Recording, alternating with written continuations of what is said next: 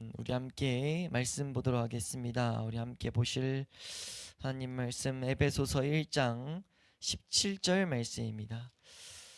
신약성경 311페이지 에베소서 1장 17절 말씀입니다. 우리 함께 한 목소리로 합독하도록 하겠습니다. 함께 읽습니다. 시작. 우리 주 예수 그리스도의 하나님 영광의 아버지께서 지혜와 계시의 영을 너희에게 주사 하나님을 알게 하시고. 아멘. 우리 한번 따라하겠습니다. 하나님을 알게 하시는 성령님. 네, 우리 하나님을 알게 하시는 성령님에 대해서 우리가 이 시간 에베소 1장 17절 말씀을 가지고 함께 생각을 하도록 하겠습니다. 우리가 이 시간 자세히 살펴볼 내용은 이제 17절에서 나오는 사도 바울의 기도의 내용입니다. 우리가 저번 시간부터 이제 사도 바울이 기도를 있다라는 것을 살펴보았었습니다. 기억나시나요? 이 내용이 15절부터 해서 사도 바울이 기도를 하고 있다. 에베소 교회가 그 교회에 있는 성도들이 더욱더 올바로 나아가기를, 올바로 나아간다는 것은 하나님을 살아계신 하나님으로 바라보고, 그 살아계신 하나님으로 바라본다는 것은 하나님이 삶 가운데 계속해서 경험된다는 것을 어떻게 보면은 함축하고 있어요. 그러니까 사실 우리가 바라는 바죠. 우리 모든 교회 나온 자들이 사실은 하나님을 알기 원해야 되고 하나님이란 분의 참 능력을 경험해야 될 줄로 믿습니다. 이것을 오해하면 안 된다는 거죠. 하나님을 올바로 알아가는 것, 그것이 왜 중요하냐라고 했을 때 창세기 1장 1절에서부터 말하는 이 세상의 창조주가 하나님이라는 거예요. 그러니까 이 말은 무엇이냐면 인생의 모든 문제의 해결의 방법이 이 하나님, 창조주 하나님 앞에 서는 것에 있다는 겁니다. 이 우선순위를 제대로 해놔야 돼요. 그러니까 우리가 그냥 하나하나 닥친 문제들을 가지고 보통 이 세상에서 신을 찾거든요. 신을 찾을 때 내 삶의 문제 혹은 내 삶의 어떤 더욱더 갖기 원하는 것, 어떤 소원을 위해서 신을 찾는단 말이에요. 이 접근은 우리 성경에서 말하는 이 세상을 창조하신 하나님을 찾는 접근법에는 완전히 틀려있는 접근법입니다. 왜냐하면 하나님은 뭐라고 말씀하시는 거냐면은 그런 모든 문제의 발생이 하나님을 알지 못하기 때문에 있다고 지금 말하고 있다는 거예요. 반대로 말하면 모든 문제 해결법이 하나님 앞에 서면 해결된다는 겁니다.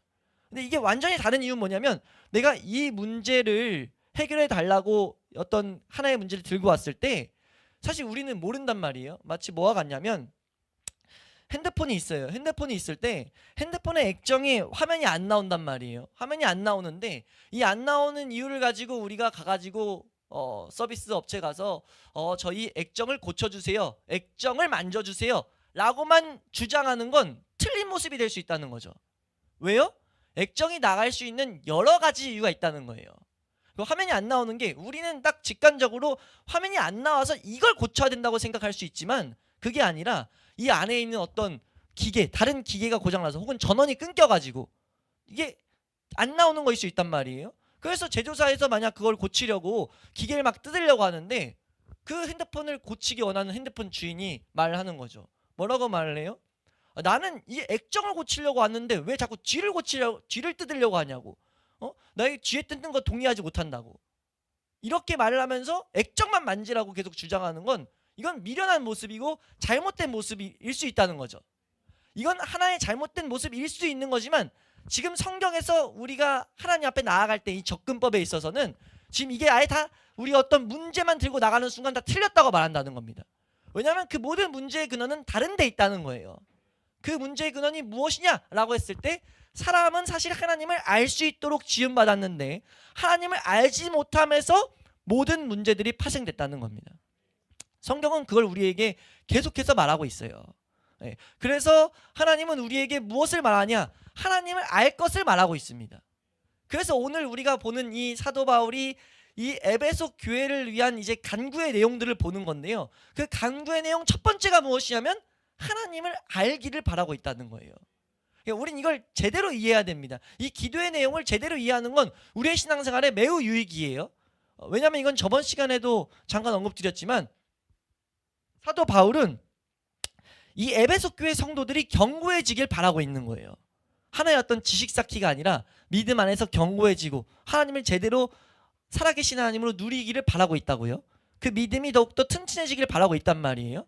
그러니까 이 사도 바울의 이 관심사가 여기에 있기 때문에 이 기도의 내용은 그 동일한 내용을 바라는 동일한 열매. 무슨 말이에요? 우리 신약 성경을 읽는 사실 예배를 드리는 모든 자들은 하나님을 알기 원하는 거잖아요. 하나님을 살아계신 하나님으로 경험하기 원하는 거라고요. 그러니까 그 모든 자에게 동일한 유익을 준다는 거죠. 그 목적으로 지금 이 기도의 내용들이 기록되어 있기 때문에 하나님이 그래서 한 사람의 기도의 내용을 기록하신 이유가 무엇이냐면 그 바울을 감동시켜서 이러이러한 은혜가 모든 믿는 자들에게 필요하다라는 것들을 가르치신다는 거죠. 그러니까 이 내용들은요, 어떻게 보면 우리 신앙생활의 하나의 나침판이에요.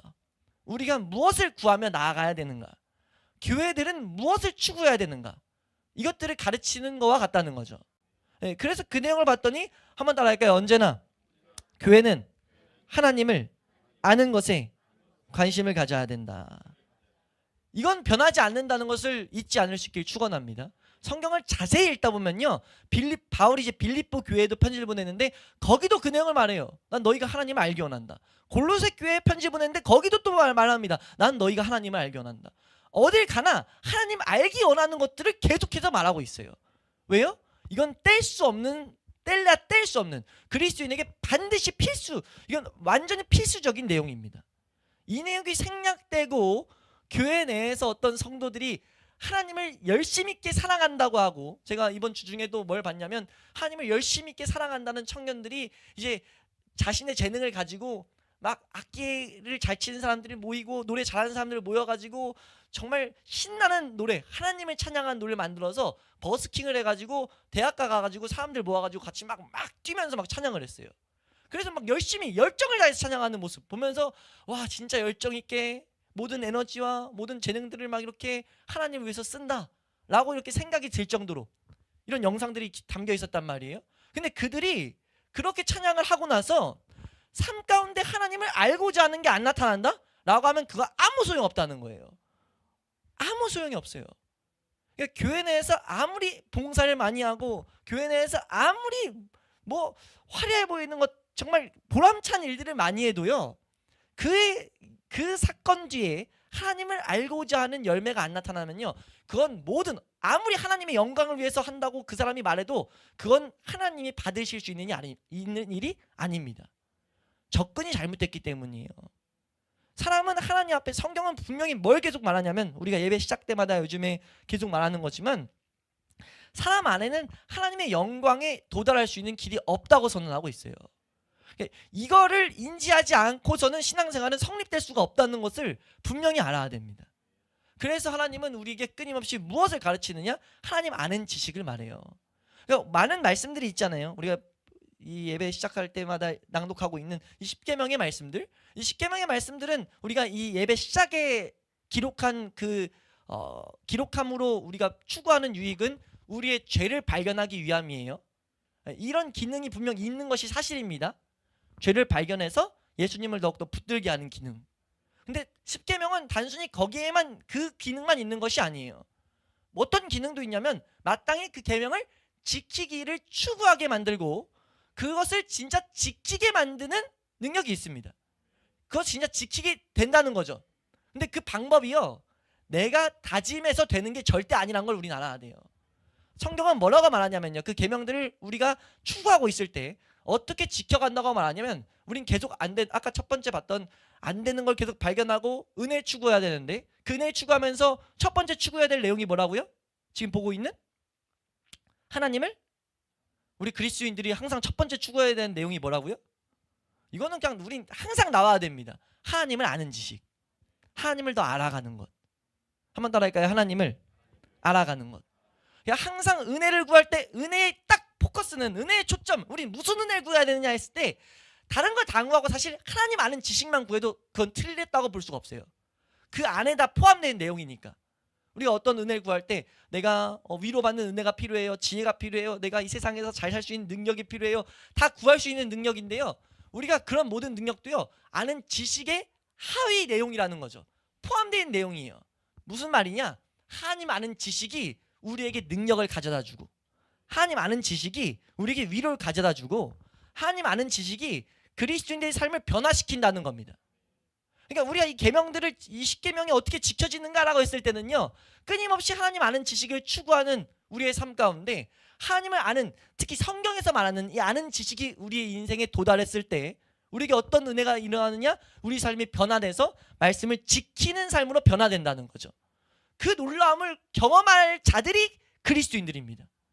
그렇게 우리의 신앙은 그렇게 인도될 것을 추구하면서 나아가야 돼요.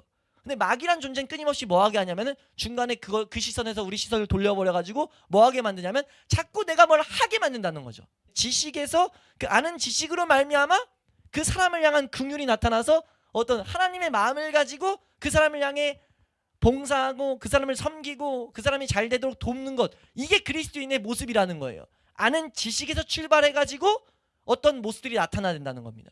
근데 이 아는 지식과 단절된 상태에서 어떤 단독적인 뭔가 나타난다? 이건 틀렸다는 거예요. 이해가 되세요? 이걸 우린 분명히 알아야 된다는 것을 잊지 않을 수 있길 축원합니다. 그래서 바울은 항상 기도했던 내용은 무엇이냐? 이 뒤에 분명히 나타나긴 해요. 에베소에서 우리가 어떻게 살아야 되는가, 우리의 성화의 삶은 무엇인가, 우리의 기쁨과 우리의 만족이 무엇인가 가르치는데요, 그런 거 가르치기 전에 우리가 알아야 될 것은 항상 우리는 하나님 아는 지식에서 출발해야 된다. 그 아는 지식에서 나아가야 된다는 것을 우리에게 말하고 있다는 겁니다.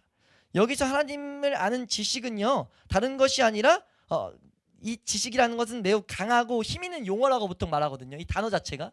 그러니까 하나님을 체험적으로 안다. 가끔씩 말하잖아요. 하나님을 체험적으로 아는 지식, 경험적으로 아는 지식, 이거는 직관적인 지식이라고 말해요. 그래서 이거는 사실 말로 제대로 표현하기가 불가능한 것이다 라고까지 이렇게 설명하는 사람들이 있거든요. 근데 우리 말씀 하나만 보면 이 심오한 지식에 대해서 우리 요한복음 17장 25절 말씀, 요한복음 17장 25절 말씀, 신약성경 25절입니다. 함께 읽습니다. 시작. 의로우신 아버지여, 세상이 아버지를 알지 못하여도 나는 아버지를 알았사옵고 그들도 아버지께서 나를 보내신 줄 알았사옵나이다. 네, 지금 이게 예수님이 하시는 기도거든요. 세상이 하나님을 알지 못했다는 거예요. 근데 누군 하나님을 알았어요? 예수님은 하나님을 알았어요. 그래서 뭐 했어요? 예수님을 보내셨다는 거죠. 그러니까 지금 뭘 말하는 거냐면 구원의 목적이 뭐냐라고 했을 때 구원의 목적의 분명한 한 가지는요, 하나님을 알게 하도록 예수님이 왔다는 거예요. 그래서 우리 고린도후서 4장 6절 말씀 보면 이런 설명들을 계속 하고 있죠. 성경은 고린도후서 4장 6절, 우리가 왜 예수님을 계속 알아가야 되는가, 왜 예수님을 계속 바라봐야 되는가 라고 했을 때는요, 그 예수님을 바라볼 때, 예수님을 알게 될 때 하나님을 알게 된다는 거예요. 우리 이 개념을 정확히 해놔야 됩니다. 4장 6절입니다. 시작.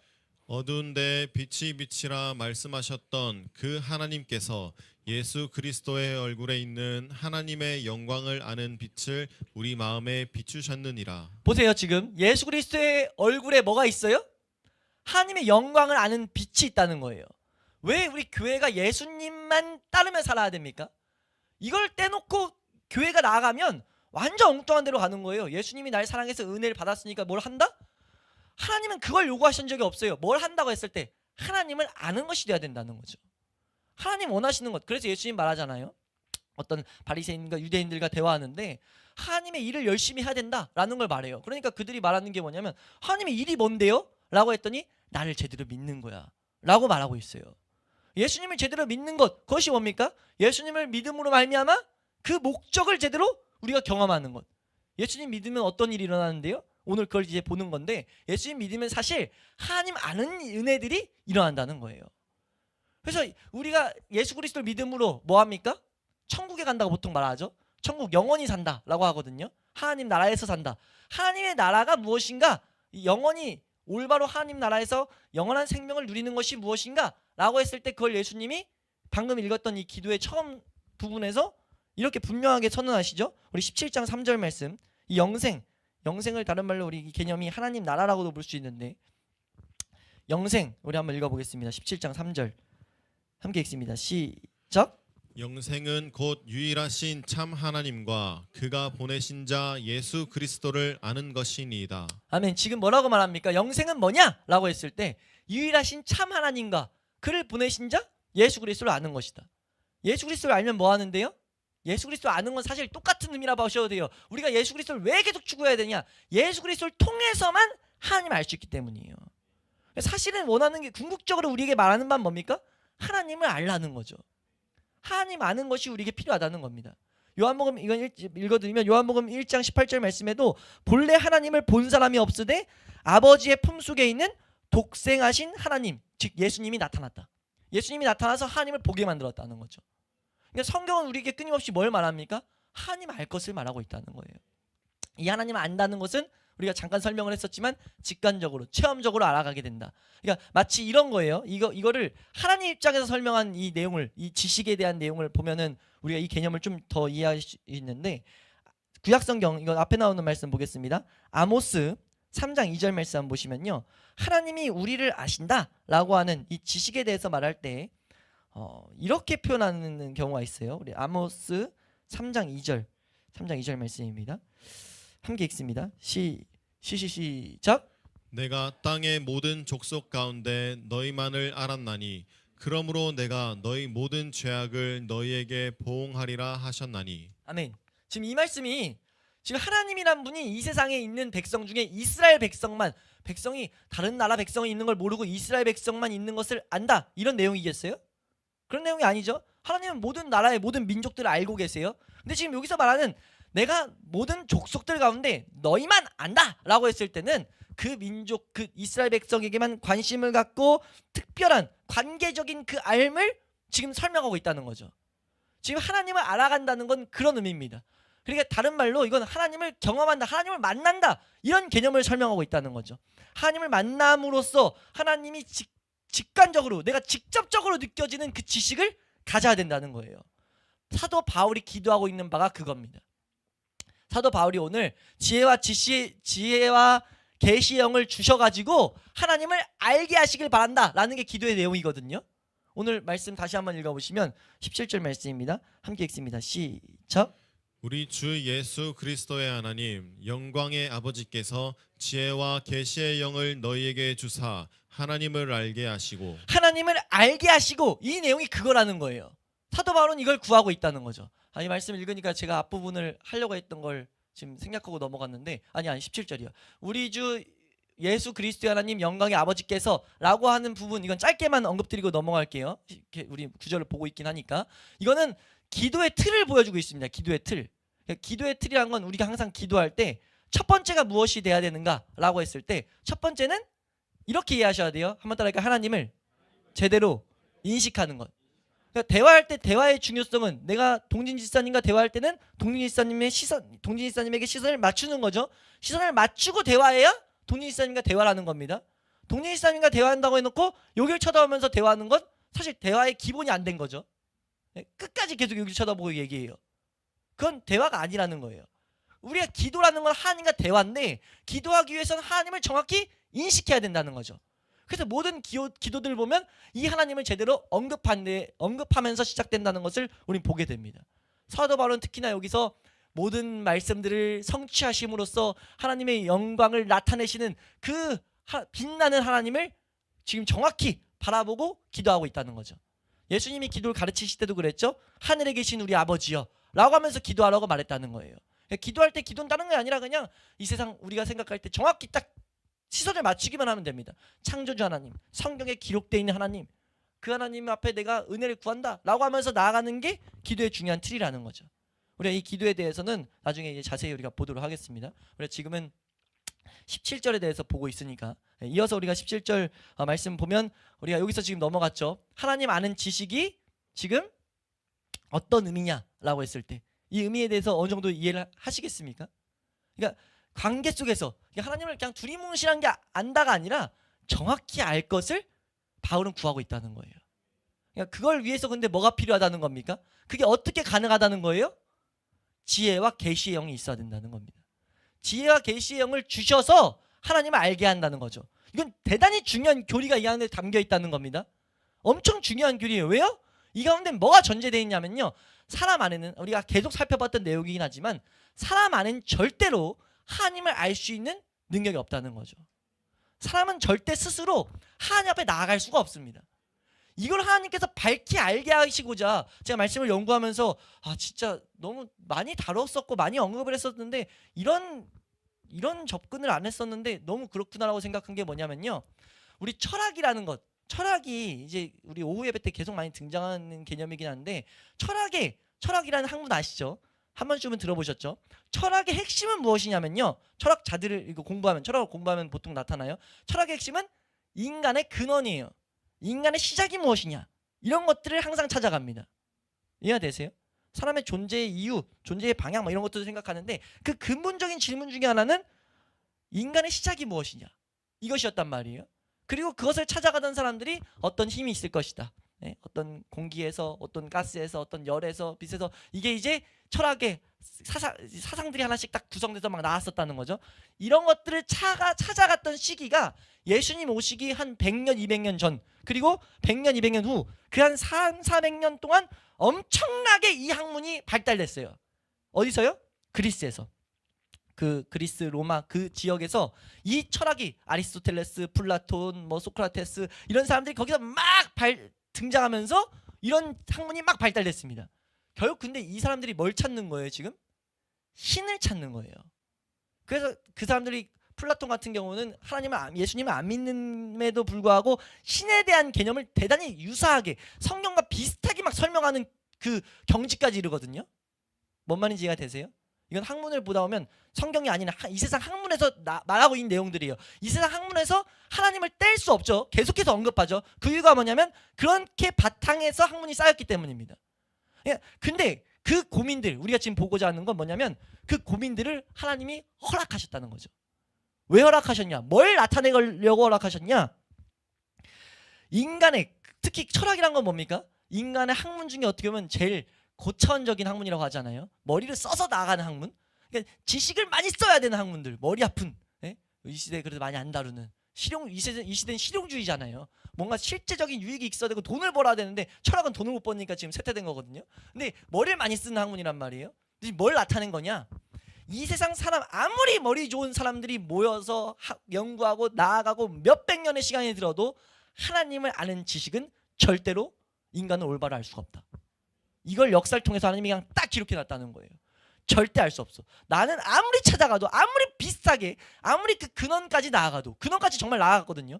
인간 아빠 위에 아빠, 아빠 위에 아빠 위에 아빠 위에 아빠 위에 아빠를 쫓아가고 이러면 뭔가 삶의 근원이 있을 텐데, 그냥 둘이 하나 뭔가 근원이 있을 텐데 뭘까? 그래서 나아간 게 뭡니까? 요한복음에 그 비슷한 내용이 나오는데, 철학에서 나오는 철학의 중요한 개념 중에 하나가 로고스예요. 로고스가 뭐냐면 무언가 밀어내는 힘이라는 단어입니다. 뭔가 이뤄내는 어떤 능력, 이런 단어예요. 이게 철학에서 나온 단어거든요. 그들이 왜 그런 말을 했냐면 찾아가다 보니까 그런 뭔가 어떤 게, 신이라고 말하지 아니든 뭔가 있는 건 동의해. 신을 인정 안 하는 사람도 그건 동의해. 그거 아니고선 불가능하니까. 아니 눈을 떠봐, 태양이 지나가고 새가 나가고 이 풀들이 자라는데 이건 뭔가 힘이 없으면 불가능했다. 물론 이 뒤에는 뭔가 발달되더라도 그 처음엔 힘이 있었을 거야 까진 갔어요. 근데 창조주 하나님을 정확하게 만지지 못합니다. 하나님이 뭘 밝히는 겁니까? 사람은 절대 불가능하다는 거죠. 교회가 하나님을 아는 지식을 추구해야 되는 이유는 거기서 모든 능력들이 발생되기 때문이라고 말씀을 드렸어요. 근데 이것이 사람 안에 불가능하다는 거예요.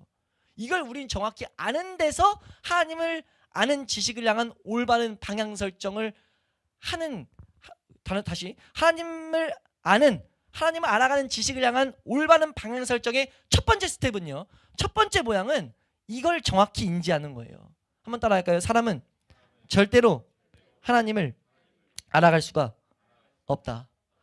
이 세상을 창조하신 그 위대한 하나님을요, 우린 절대로 알아갈 수가 없다는 거죠. 그 무한히 위대하며 무한히 우리보다 높으신, 이런 표현을 써요. 우리 믿음의 선배들이 이런 표현을 썼습니다. 하나님은 무한히 위대하고 무한히 우리보다 높고 우리를 무한히 능가하는 분이다. 근데 우리가, 인간의 마음은 그 무한성과 광대함을 포착할 만큼 크지가 못하다. 우린 그렇다는 거죠. 그래서 우리 하나님 알 수가 없다는 거예요. 이해되시나요?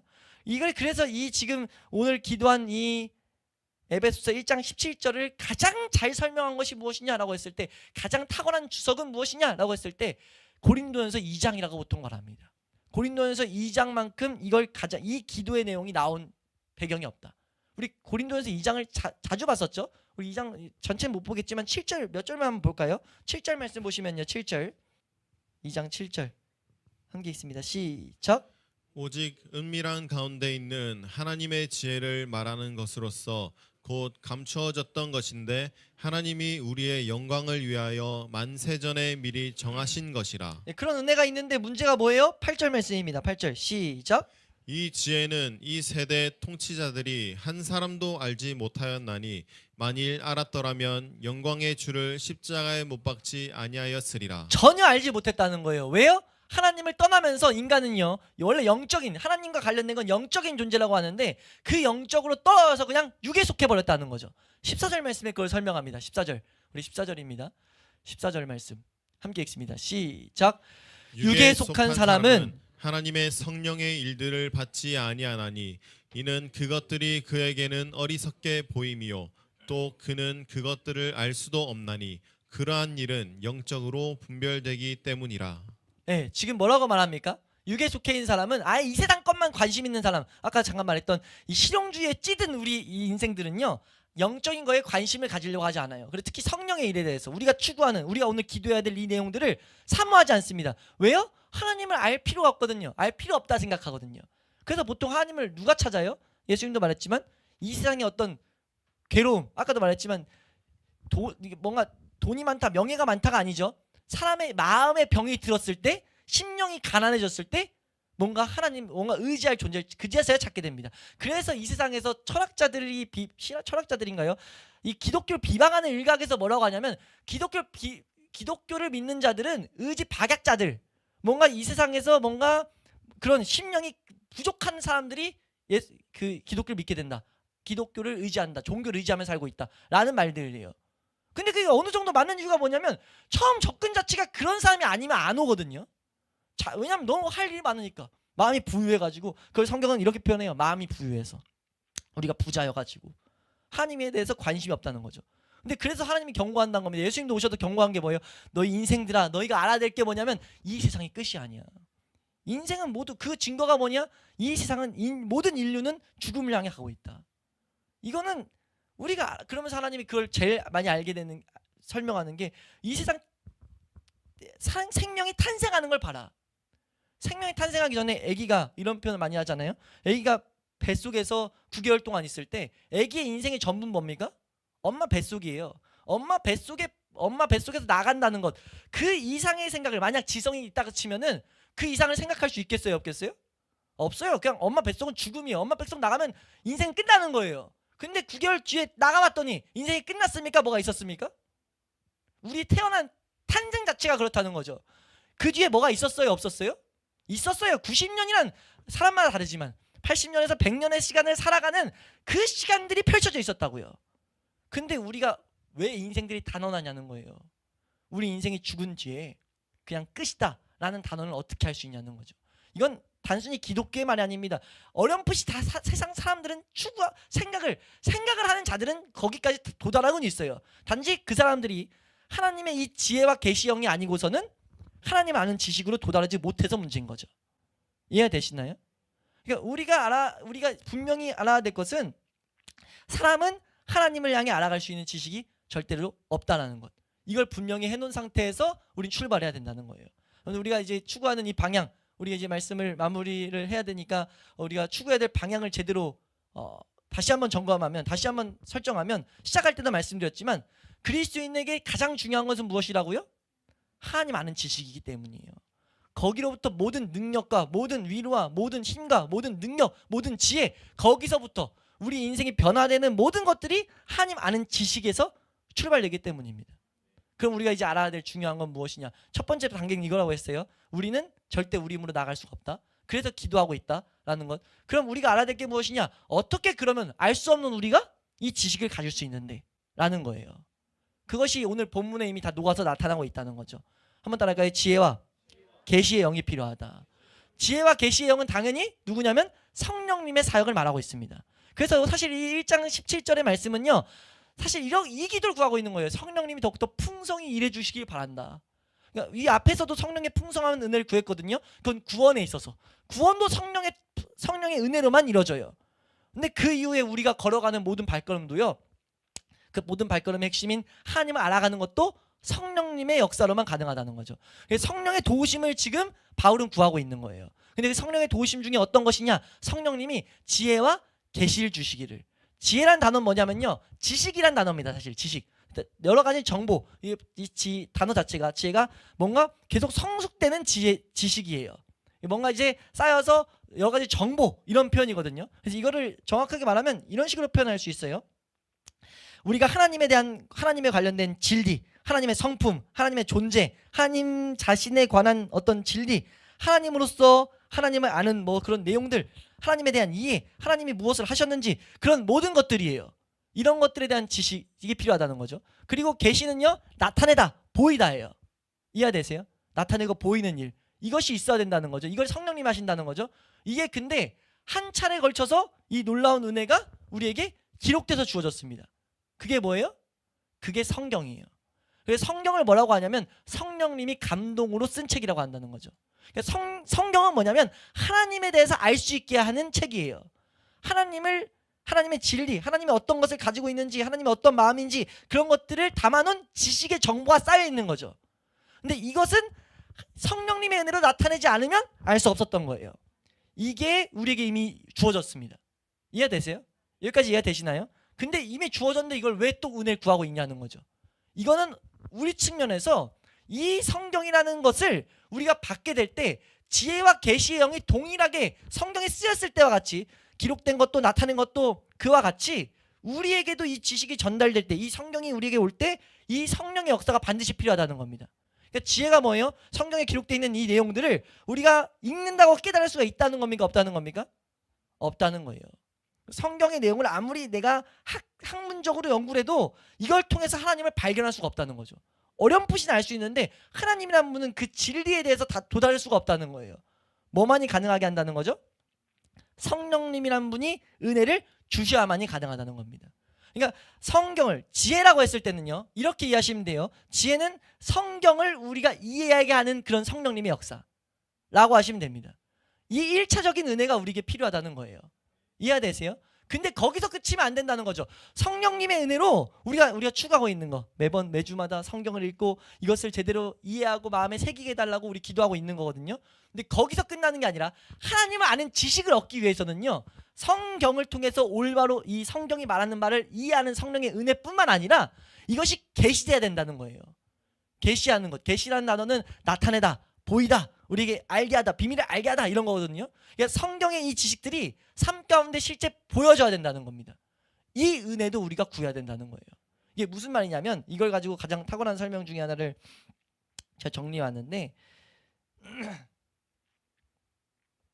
이것이 무엇이냐라고 했을 때, 그리스도인들이 체험하는 가장 감동적인 체험 중에 하나는 매년 성경을 읽어나가고 있었는데, 그가 언젠가 읽어나갔던 분명 구절이었지만 갑자기 무언가 튀어나오는 느낌을 받는 것, 그 구절이 매우 놀라운 방식으로 자기에게 어떤 것을 말하고 있는 것 같은 무엇을 느끼게 되는 것, 이것을 설명하고 있거든요. 이게 어떻게 보면 가장 단순한 확실한 계시라는 것을 나타내는 설명입니다. 성경을 분명 알고 있던 내용이 삶 가운데 내가 정확하게 이 말씀이 톡 튀어나와서 이 말씀이 나에게 적용돼서 하나님이 무언가 하고 계신다는 것을 내가 보게 하는 것, 이건 성령님이 역사하는 거예요. 내가 뭐 해서가 아니라, 이거 우리가 경험한 크리스천들이 이런 부분을 분명히 경험하거든요. 근데 이거는 뭐냐면, 우리가 정확히 알아야 되는 건, 이건 뭘 알게 하시는 거냐면, 하나님이 뭐 날 도와줬다 이게 아니라 하나님 아는 지식을 줬다는 거예요. 그럼 이 아는 지식을 줬다는 걸로 귀결되면 뭘 해야 된다는 겁니까? 하나님을 찬송하게 된다는 거죠. 하나님으로 인하여 기뻐하게 된다는 거예요. 내가 이걸 줬으니까 뭔 은혜에 반응하라고 주신 게 아니고, 은혜 주셨으니까, 위로 주셨으니까, 말씀이 하나님이 정말, 여기까지는 사람들이 교회에서 막 접근하거든요. 말씀이 정말 이런 튀어나오는 것들을 경험해요. 근데 경험하고 나서 뭐 하냐면, 사람들이 하나님 아는 지식을 줬다 생각하는 게 아니라 하나님이 나에게 뭔가 도움을 줬다, 하나님이 내 삶에 뭔가 선물을 줬다, 여기로 하고 끝나버리는 거예요. 이게 돼서는 안 된다는 거죠. 우린 이건 하나님이 이걸 뭐 하신 거냐, 말씀이 내 삶 가운데 하나님 아는 지식을 경험시킨 거예요. 그럼 우리가 나아가야 될 건 하나님으로 인한 이 지식으로 인한 즐거움, 감사, 기쁨, 찬송이 돼야 된다는 거죠. 이렇게 되면 뭐가 되겠습니까? 우리의 방향이 계속 우리가 실제 경험 좀만 생각을 해보자고요. 이런 놀라운 은혜들을 경험했어요. 하나님 아는 지식이 내 삶에 실제 위로가 되고 실제 날 막 장악하는 걸 느꼈어요. 그럼 뭐 하겠습니까? 우린 계속 뭐 하겠어요? 계속해서 하나님 아는 지식만을 추구한다는 거죠. 우리 그리스도인들이 그래서 하는 게 뭐밖에 없습니까? 그리스도인의 삶의 사실 방향은 하나님 아는 지식이 돼야 돼요. 그거 가운데 우리가 마땅히 세워놓은 이 계명들, 기준들, 이것들 하나씩 이 약속들이 성취되는 것을 경험하는 것을 우리가 보게 될 줄로 믿습니다. 그래서 우리가 오늘 이 사도 바울이 기도한 내용, 이것은 우리에게 가야 될 길을 분명하게 보이고 있다는 것을 우리 모든 예배자들이 알 수 있기를 주의 이름으로 축원합니다.